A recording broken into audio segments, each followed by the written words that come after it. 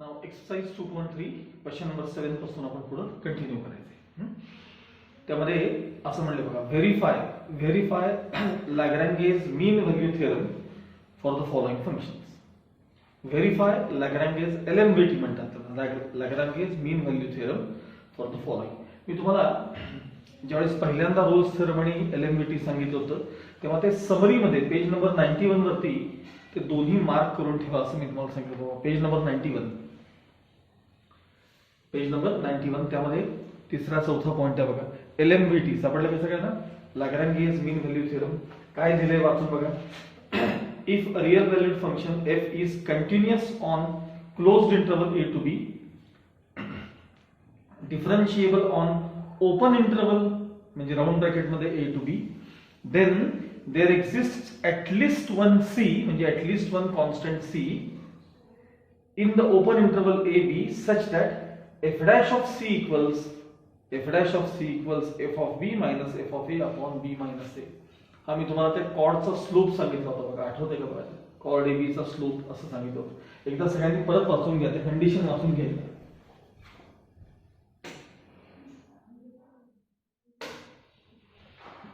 काय म्हणले बघा, तर पहिल्या दोन कंडिशन सेम आहेत, कंटिन्युअस पाहिजे आणि डिफरन्शिएबल पाहिजे. दोनच कंडिशन आहेत. म्हणजे सिमेट्रिकची कंडिशन जी होती की नाही रोल्स थिअरमला, f ऑफ a आणि f ऑफ b इक्वल पाहिजे, ती लॅग्रॅन्गेज मीन व्हॅल्यू थिअरमला नाहीये, LMVTला ती कंडिशन नाहीये, लक्षात ठेवा. आणि मग कॉर्ड AB चा स्लोप आणि टँजंट ऍट C चा स्लोप काय असतो? सेम असतो. अशी त्यांची पुढची कंडिशन आहे. आता फर्स्ट क्वेश्चन बघा, हेही खूप सोपं असतं. फक्त शेवटचा आन्सर जे तुम्ही C चं काढाल ना, ते तुमच्या त्या डोमेन मध्ये आहे की नाही एवढं फक्त न विसरता चेक करायचं. बघा क्वेश्चन नंबर 7 फर्स्ट फंक्शन आहे fx इक्वल्स log x आणि रेक्टँग्युलर ब्रॅकेट मध्ये ऍक्च्युअली x बिलॉंग्स टू असं द्यायला पाहिजे होतं तुम्ही. आपण लिहूया x belongs to 1 to e. e म्हणजे 2.7182. ठीक आहे. म्हणजे हे जे तुमचं डोमेन आहे हे पॉझिटिव्ह रिअल नंबर्स आहे. 1 पासून e पर्यंत तुमचे सगळे पॉझिटिव्ह नंबर आहेत. आणि log x हे जे फंक्शन आहे, लॉगॅरिथमिक फंक्शन, पॉझिटिव्ह r मध्ये कायम कंटिन्युअस असतं, कायम डिफरन्शिएबल पण असतं. डेरिव्हेटिव्ह ऑफ पॉझिटिव्ह r बरं का, परत सांगतो, पॉझिटिव्ह r म्हणजे त्यात 0 येत नाही, कारण log x चा डेरिव्हेटिव्ह 1/x आणि 1/x x इक्वल 0 ला डिफाइन होत नाही. 1/x ही जी टर्म आहे ती x इक्वल 0 ला डिफाइन होत नाही, त्यामुळे 0 हे पॉझिटिव्ह नंबर मध्ये येतच नाहीत मुळात. त्यामुळे काय म्हटलं सांगा, हे फक्त पॉझिटिव्ह रिअल नंबर्स मध्ये हे फंक्शन काय असतं? कंटिन्युअस असतं. आपण पहिल्यांदा हे मेन्शन करूया. बघा, fx इज कंटिन्युअस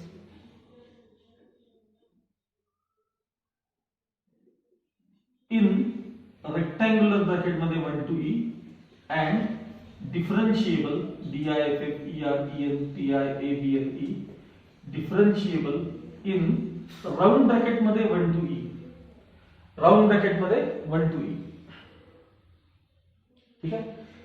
आता असं असल्यामुळे ह्या दोन कंडिशन जर त्याच्या सॅटिस्फाय झाल्या तर there exists at least one c which belong to 1 to e such that f dash of c equals f of b minus f of a upon b minus a. ही तुम्हाला condition satisfy करायची आहे. पण त्याआधी आपण हे mention करूया. therefore all the conditions, दोनच आहेत कंडिशन खरं तर, all the conditions of LMVT are satisfied.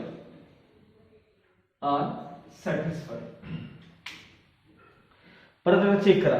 मी आता सांगितलेलं टेक्स्टबुक मध्ये पेज नंबर 91 काढा.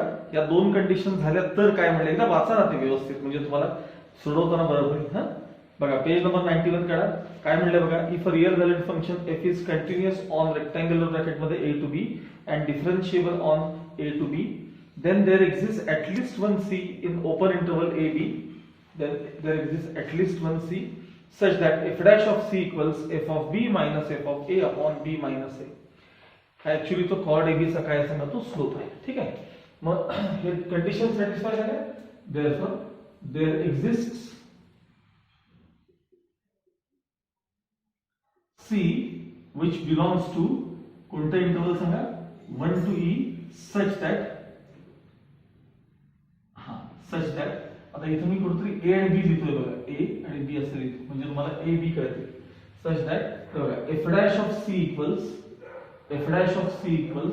f of B minus f of A upon B minus A, that is f dash of C equals f of B. आता तुमच्याकडे B म्हणजे कोण आहे सांगा बघा A B कडे बघा A B f of E minus f of 1 f of A झालं आणि खाली B minus A म्हणजे E minus 1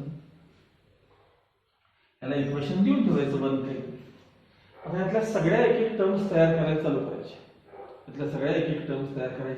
पहिल्यांदा आपण f dash of C तयार करूया त्यासाठी कन्सिडर fx इक्वल्स सांगा log x फंक्शन आहे fx इक्वल्स काय सांगा log x म्हणजे f dash x differentiating with respect to x log x चा derivative 1 upon x therefore f dash of C equals 1 upon C हे झालं तुमचं f dash of C मिळालं तुम्हाला ठीक आहे आता याच्या आसपासच f of E f of 1 calculate करूया चला f of E म्हणजे काय सांगा f of E function fx म्हणजे log x मग f of E म्हणजे काय सांगा log E आणि log E म्हणजे काय सांगा 1 आता आपल्याला f of 1 पाहिजे मग f of 1 is equal to log of 1 and log of 1 is always 0 log 1 to the base any number always 0 हे झालं तयार आणि e minus 1 तर आपल्याकडे कॉन्स्टंटच आहे काही प्रश्न नाही मग खाली कंटिन्यू करायचं from equation 1 f dash of C equals f dash of C म्हणजे कोण सांगा 1 upon C equals f of E म्हणजे काय सांगा 1 minus f of 1 म्हणजे कोण 0 upon E minus 1 as it is. Final answer 1 upon C equals 1 upon E minus 1. Reciprocal घ्या final answer C equals E minus 1. आणि हा जो C आहे ना त्याची व्हॅल्यू आहे ना ती तुमच्या त्या 1 to E मध्ये डोमेन मध्ये आहे की नाही एकदा चेक करायचं बरं का belongs to 1 to E. E minus 1 ही जी व्हॅल्यू आहे ती 1 to E च्या दरम्यान आहे की नाही सांगा कसं आहे मला सांगा E म्हणजे किती सांगा 2.7182 त्यातनं 1 मायनस करायचं 1.7182 हा नंबर 1 to E च्या दरम्यान आहे की नाही बघा म्हणजे 1 आणि 1.7182 सॉरी 182 हा नंबर जो आहे 1 to E म्हणजे काय 1 to 2.7182 याच्या दरम्यान हा नंबर आहे की नाही चेक करा हा नंबर आहे 1.7 हा नंबर आहे 1.7 तो या दोघांच्या दरम्यान आहे की नाही कन्फर्म करा तर त्यावेळेला नसतो मग ते आन्सर आपण त्यावेळी नल सेट म्हणून लिहायचं असतं किंवा एम्प्टी सेट लिहायचं असतं एकच असेल तर त्यावेळेला दोन असतात त्यातलं एक त्याच्यात असतं एक तसं त्या डोमेन मध्ये नसतं त्यामुळे त्या डोमेन नुसार आन्सर लिहायचं फक्त शेवटची स्टेप लक्षात ठेवा ज्यावेळी येईल त्यावेळी मी तुम्हाला दाखवतो म्हणजे कळेल मला काय म्हणायचंय तुम्हाला म्हणजे एक सोप्या भाषेत सांगू का तुम्हाला दिलेलं असतं की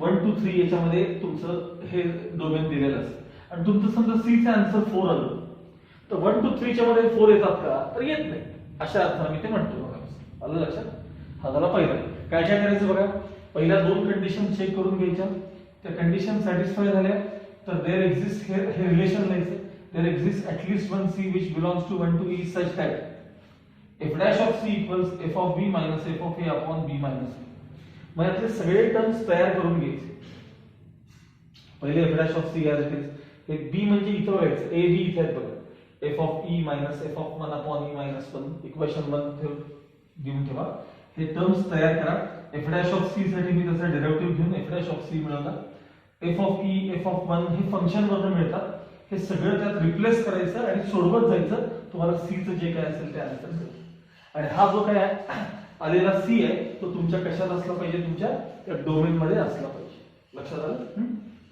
याची काही गरज नव्हती हे बाकी add okay okay now second question F X equals X minus 1 X minus 2 X minus 3 असा तिघांचा प्रॉडक्ट आहे ऑल 0 to 4. मी आता काय करतो, पुढे तुम्हाला डेरिव्हेटिव्ह वगैरे सोपा जाण्यासाठी आधी हे फंक्शन सगळे एक्सपांड करून ठेवूया. बघा पहिल्यांदा मला सांगा एक्स मायनस 1 हे रेफर करायचे एक्स मायनस 2 एक्स मायनस 3 यांचं एक्सपान्शन आपण डायरेक्ट लिहू शकतो x square minus 3x plus 2 आणि इंटू हे एक्स मायनस 3 ऍज आता एक्स मायनस 3 ना ब्रॅकेट ओपन करूया. पहिल्यांदा एक्स ने ओपन करू x cube minus 3x square plus 2x हे एक्स ना आता मायनस 3 नका minus 3x square minus minus plus 9x आणि मायनस 6 सांगा काय काय आले हे x cube minus 6x square plus 11x minus 6. तुमचं फंक्शन काय केलं आपण थोडंसं सिम्प्लिफाय करून घेतलं. बघा so F X equals x cube minus 6x square plus 11x minus 6. Okay हे केवळ कशासाठी केलं आपण डेरिव्हेटिव्ह वगैरे तुम्हाला सोपा जावा म्हणून. आता मला सांगा हे एफ एक्स हे कसल्या प्रकारचं फंक्शन आहे सांगा तर पॉलिनॉमियल फंक्शन आहे. पॉलिनॉमियल फंक्शनचा ग्राफ कायम काय असतो कंटिन्युअस. बरं ह्याचा तुम्ही डेरिव्हेटिव्ह घेतल्यानंतर 0 to 4 मध्ये तुम्हाला कुठं प्रॉब्लेम येईल सांगा 0 to 4 त्या व्हॅल्यू रिप्लेस केली की त्यात नॉट डिफाइंड किंवा डिनॉमिनेटर 0 होतोय असं काही होणार आहे का? काही अडचण येणार नाही. त्यामुळे हे पॉलिनॉमियल फंक्शन आहे त्यामुळे एफ एक्स कंटिन्युअस पण आहे आणि डिफरन्शिएबल पण आहे. F x is continuous in rectangular bracket मध्ये 0 to 4 and differentiable in round bracket मध्ये 0 to 4. differentiable in round bracket मध्ये 0 to 4. Therefore all the conditions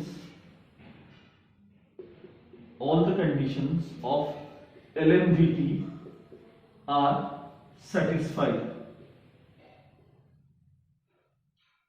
Therefore, there exists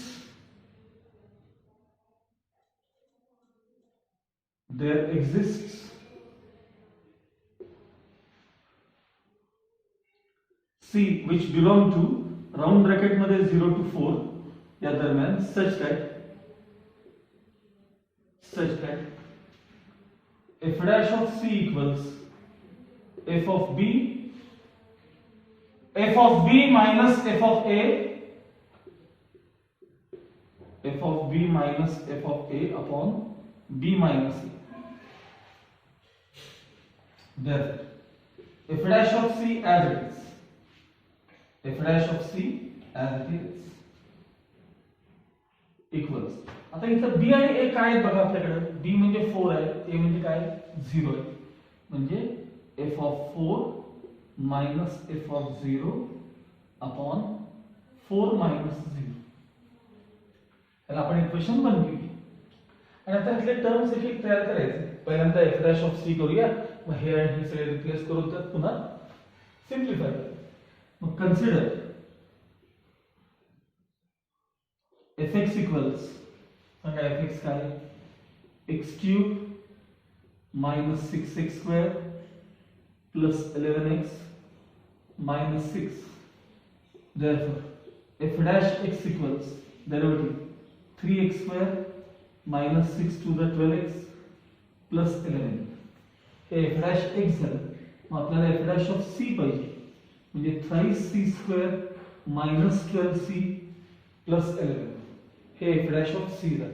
आता याच्याच खाली तुम्ही कंटिन्यू करायचं. मी राईट साइड ला दाखवते. आपल्याला f of 4 पाहिजे. मग f of 4 equals आता f of 4 आहे ना याच्यापेक्षा याच्यात सोपं जातं ना काही हे कायम सोपं लक्षात. हे क्यूब करा डिफरन्स एडिशन त्यापेक्षा सोपं बघा हे आणि फंक्शन एकच आहे बरोबर आहे. f of 4 कडे बघा 4 minus 1 हे इथे बघा 4 minus 1 4 minus 2 आणि 4 minus 3 is equal to 4 minus 1 3 into 2 into 1 म्हणजे 3 to the 6. आता काय पाहिजे आपल्याला f of 0 पाहिजे ना. f of 0 इथं बघा 0 minus 1 0 minus 2 0 minus 3 म्हणजे -1 -2 -3 चं मल्टिप्लिकेशन पुन्हा -6 चं येणार आहे. किती आलं असं ते -6 आले. म्हणजे f(4) 6 आणि f(0) किती आहे तर ते -6 आहे. मग आता हे सगळं तुम्हाला इक्वेशन 1 मध्ये रिप्लेस करायचं आहे आपल्याला. ठीक आहे, थोडंसं बोल्ड करून दाखवतो.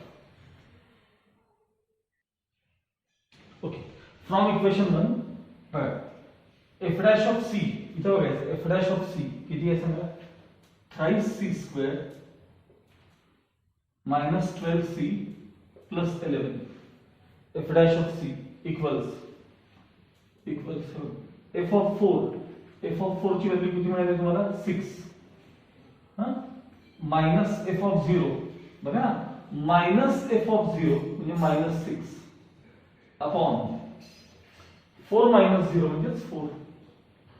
ठीक आहे, म्हणजे 3c square minus 12c plus 11 RHS 6 plus 6 12 झाले 12 डिवाइडेड बाय 4 म्हणजे 3 LHS मध्ये आणा 3c square minus 12c 3 LHS मध्ये आणले की 8 शिल्लक राहतील इज इक्वल टू 0.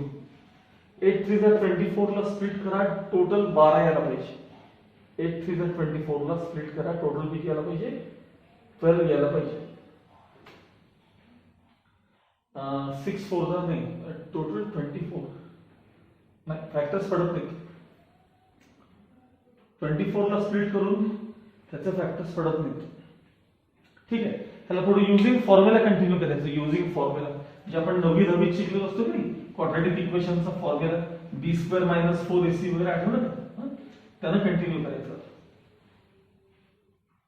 ठीक बघा, युजिंग फॉर्म्युला आता आपलं व्हेरिएबल x नाही आहे c लक्षात ठेवा. c इक्वल्स -b प्लस और minus root of b² - 4ac upon twice a. a b c चा असतं बघा. चला -b म्हणजे 12 प्लस और माइनस रूट ऑफ b² म्हणजे 12 स्क्वेअर 144 माइनस 4ac बघा 4ac 4 3 चा 12 8 चा 96 अपॉन ट्वाइस a म्हणजे किती आहे 3a. 10वीत शिकलाय तुम्ही, फक्त आता डायरेक्ट करणार आपण. हा 12 प्लस और माइनस सांगा हे 4 आणि 48 राहिले बघा 48 अपॉन 3 2 जा 6 इज इक्वल टू 12 प्लस और माइनस 16 3 जा लिहिलं की त्याचं रूट बाहेर पडेल. त्याला 16 3 झाले 16 चं रूट 4 बाहेर येईल √3 अपॉन 6. आता इथे कंटिन्यू करतो मी. त्यातले 2 कॉमन आणि खालच्यातले 2 कॅन्सल 2 कॉमन आणि कॅन्सल म्हणजे काय झालं सगळं c इक्वल्स 6 प्लस और माइनस 2√3 अपॉन 3 अपॉन 3. ठीक आहे,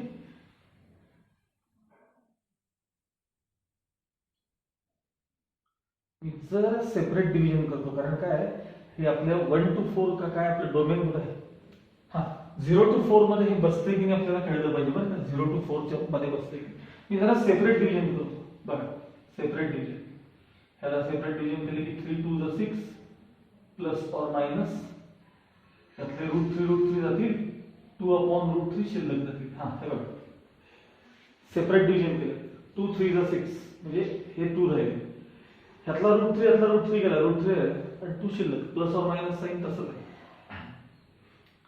आता साधारण जर विचार केला तर इथं 2 अपॉन √3 जो नंबर आहे किती 2 म्हणजे 2 √3 म्हणजे 1.732 वगैरे काय असेल म्हणजे याचं डिव्हिजन जे आहे ते साधारण 1 पॉइंट समथिंग आहे. मी काय म्हणते नीट आहे याचं डिव्हिजन 1 पॉइंट समथिंग ते काय माहित आपल्याला फार मोठं घेणं नाही 1 पॉइंट समथिंग म्हणजे याचा आन्सर 1 पॉइंट समथिंग आहे. पण 2 प्लस 1 पॉइंट समथिंग म्हणजे 0 to 4 मध्ये बसतं बघा ते 0 to 4 मध्ये बसतं आणि 2 मायनस 1 पॉइंट समथिंग ते पण त्याच्यात बसतं. म्हणजे दोन्ही आन्सर जे आहेत ना हे दोन्ही आन्सर जे आहेत ते बिलॉंग टू राऊंड ब्रॅकेट मध्ये 0 to 4 ह्याच्यात आहेत. तर मग सी ला फायनल आन्सर आहे एक आन्सर आहे 2 प्लस 2 अपॉन √3 अँड दुसरा आन्सर आहे 2 minus 2 upon root 3. मी म्हणत होतो मगाशी 2 plus 1 point something याचं डिव्हिजन 2 plus 1 point something म्हणजे 3 point something ते 0 to 4 मध्ये बसतं बघा आणि 2 minus 1 point something ते देखील 0 to 4 मध्ये बसतं. तर हे दोन्ही आन्सर्स याला पॉसिबल आहेत, दोन्हीच्या दोन्ही answers. Okay, next question is fx equals x square minus 3x minus 1, x belongs to minus 11 by 7 to plus 13 by 7 असं विचारलं. आता यातल्या मी आता हळूहळू काही काही स्टेप्स मात्र गाळायला चालू करणार आहे. म्हणजे फॉर एक्झाम्पल पहिल्या 2-3 म्हणजे कॉमन स्टेप्स आणि मग पुढे जाऊन कॅल्क्युलेशन मात्र तुम्हाला दाखवणार आहे. बघा fx कसलं फंक्शन आहे? पॉलिनॉमियल फंक्शन आहे. मग सुरुवात अशी करायची fx इज कंटिन्युअस इन हे ब्रॅकेट रेक्टँगल आहे, rectangular bracket fx is continuous in rectangular bracket जे काय असेल 11 by 7 वगैरे and differentiable in round bracket हे असेल. Thus all the conditions of LMDT are satisfied. Thus all the conditions of Rolle's theorem are satisfied. Therefore there exists C which belongs to round bracket मध्ये minus 11 by 7 to 13 by 7 such that f dash of C equals f of B minus f of A upon B minus A.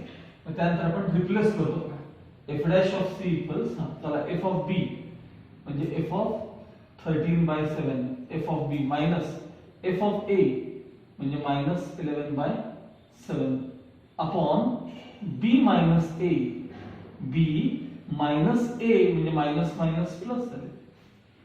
ह्याला आपण देतो नंतर equation 1 देतो.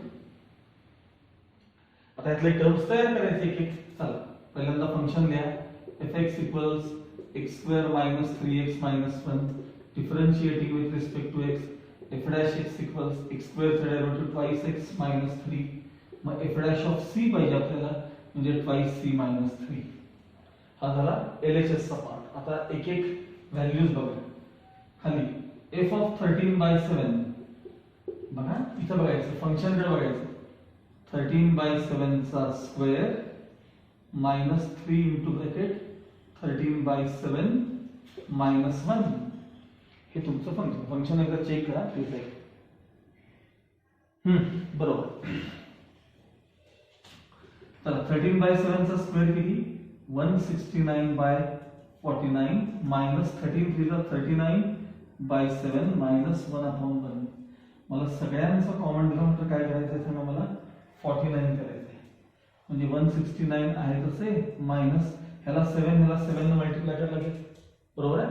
म्हणजे जर 40 असते तर 4 28 मधनं 7 गेले 280 मधनं 7 गेले म्हणजे 273 आणि मायनस ह्याला खाली वर 49 पाहिजेत म्हणजे 49. ठीक आहे. आता बघा 169 मधनं 49 गेले 169 मधनं 49 गेले म्हणजे 120 राहिले 120 ते सुद्धा पॉझिटिव्ह राहिले. आता हे निगेटिव्ह आहे आणि ते 120 पॉझिटिव्ह आहे. त्यातनं 120 आपण मायनस करूया बरं 120 म्हणजे निगेटिव्ह 153 येतील बघा. त्यातनं 120 मायनस करून बघा निगेटिव्ह 153 अपॉन 49 हे कुणाचा आन्सर आहे सांगा f of 13 by 7 चा आन्सर आहे. आता मी असंच कुणाचा आन्सर काढणार आहे f of minus 11 by 7 काढणार आहे. f of minus 11 by 7 is equal to function ठेवलं लक्ष द्या minus 11 by 7 चा स्क्वेअर minus 11 by 7 चा स्क्वेअर. ठीक आहे. त्यानंतर minus 3 into bracket minus 11 by 7 आणि परत minus 1 minus चा square positive 121 by 49 minus minus plus 11 3 चा 33 upon 7 minus 1 upon 1. सगळ्यांचं कॉमन डिनॉमिनेटर आपल्याला काय करायचं आहे 49 करायचं आहे. 121 आहे तसे प्लस खाली वर 7 7 पाहिजे त्याला 7 3 चा 21 हे 231 minus 49 ह्याला 49 ने मल्टिप्लाय केलं पाहिजे. आता यांची ऍडिशन बघा किती आली. हे पहिले दोन हे 2 नंतर 3 + 2 5 आणि 2 + 1 3 त्यातनं 49 मायनस करायचं आपल्याला म्हणजे 303 येते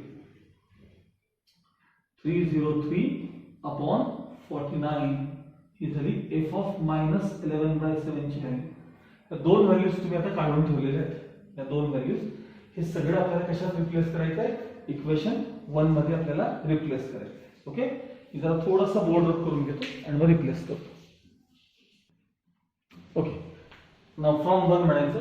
बघा, एफ डॅश ऑफ सी च्या जागी रिप्लेस करणार आहे twice c minus 3, twice c minus 3 equals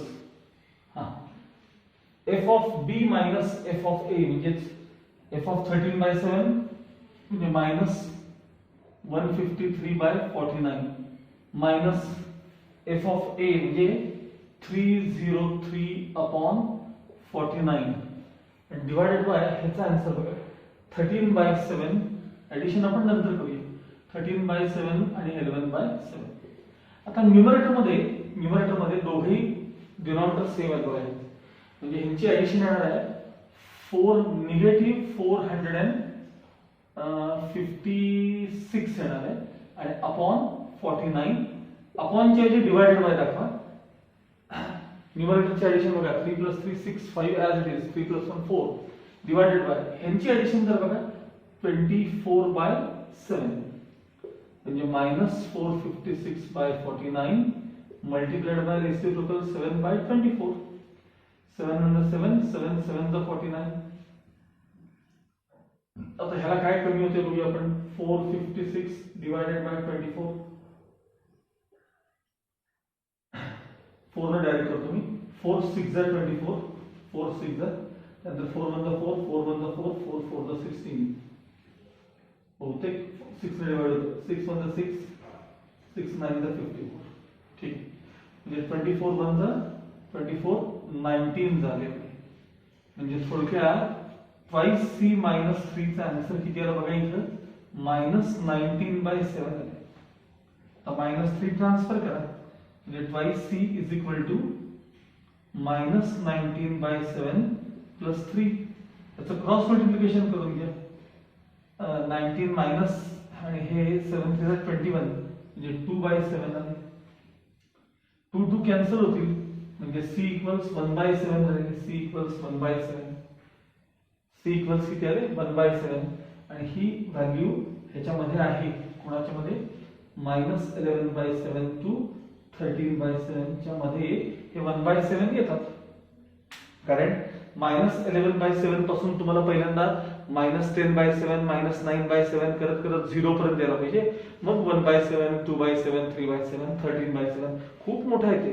त्याच्यामध्ये 1/7 नक्की बसतो. म्हणजे final answer therefore c equals 1/7 हे तुमचं फायनल आन्सर आहे. Okay okay now next question. fx equals 2x - x². x belongs to 0 to 1. आता याच्यात सुद्धा पहिला पार्ट बघा. fx इज हे कसलं फंक्शन आहे polynomial. fx is continuous in rectangular bracket मध्ये 0 to 1 and differentiable in round bracket 0 to 1. All the conditions of LMVT are satisfied. Therefore, there exists C which belongs to round bracket मध्ये 0 to 1 such that f dash of C equals f of b minus f of a upon b minus a. Therefore, f dash of C equals f of b म्हणजे f of 1 minus f of a म्हणजे हे बघा ह्याला a आणि b असं लिहून ठेवा ना पेन्सिल म्हणजे कळतं upon b minus a. Equation 1. चला फंक्शन घ्या पहिले. f dash x करा डिफरेंशिएट करा 2 minus twice x. मग f dash of c करा 2 minus twice c. हे झाल्यानंतर मग आता f of 1 ची व्हॅल्यू काढा. त्यासाठी fx कडे बघा 2 into bracket 1 minus 1 square म्हणजे 2 minus 1 म्हणजे 1. f of 0 ची व्हॅल्यू काढा. त्या फंक्शन मध्ये x च्या जागी 0 0 रिप्लेस करा म्हणजे 0. आता हे सगळे इक्वेशन 1 मध्ये रिप्लेस करा. फ्रॉम 1 म्हणायचं. From 1 f dash of c equals from 1 f dash of c म्हणजे कोण सांगा 2 minus 2c equals f of 1 म्हणजे 1 minus f of 0 म्हणजे 0 पुन्हा 1 minus 0 as it is. याचा आन्सर 1 येणार. 2 minus twice c is equal to 1. 1 LHS मध्ये 2c RHS मध्ये म्हणजे 1 शिल्लक राहील. 1 equals twice c 2 ने डिवाइड केल्यानंतर c equals half. हाफ हा नंबर या रेंज मध्ये 0 to 1 च्या दरम्यान आहे का बघा. आहे. Final answer therefore C equals 1/2. तर तुम्ही व्यवस्थित लिहा, माझ्यासारखे शॉर्टकट करू नका.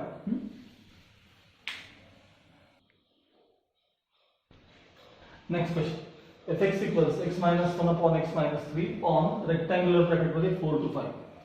आता खरं तर हे रॅशनल फंक्शन आहे. रॅशनल फंक्शनचा देखील ग्राफ ऑलवेज कंटिन्युअस असतो except for those values of x for which denominator is 0. मग याचा डिनॉमिनेटर 0 कधी येईल तर x इक्वल्स 3 असताना. मला सांगा तुमच्या डोमेन मध्ये 3 आहे का बघा.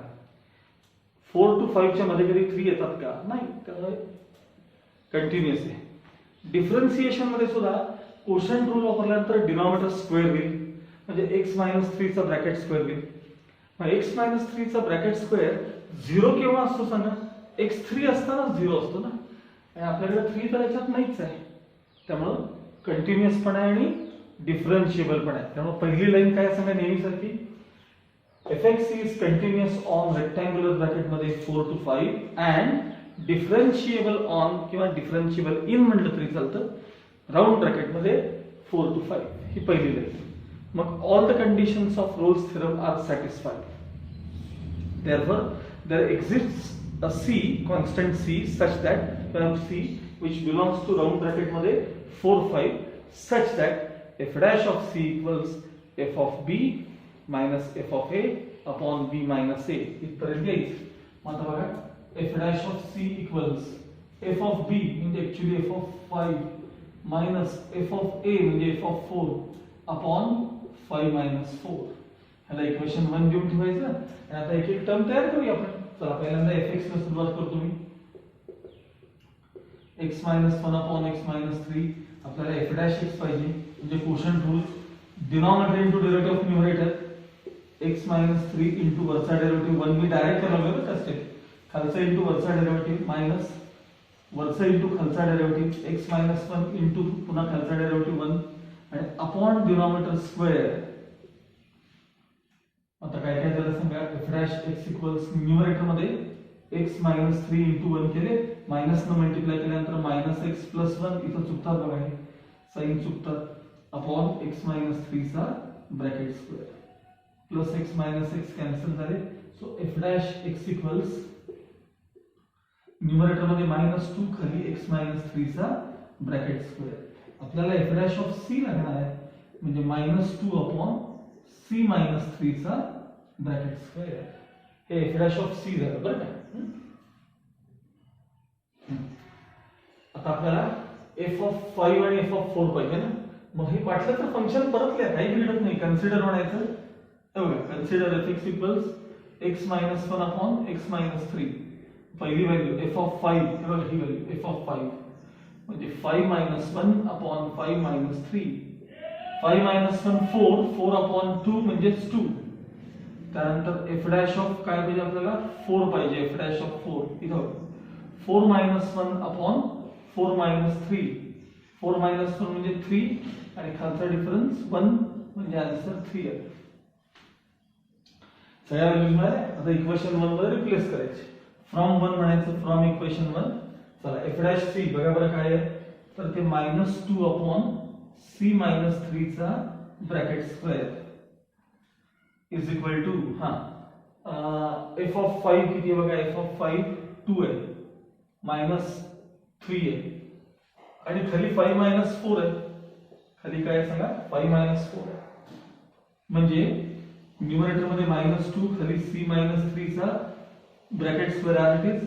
वरचा डिफरन्स आला -1 आणि हाही डिफरन्स किती आहे सांगा +1.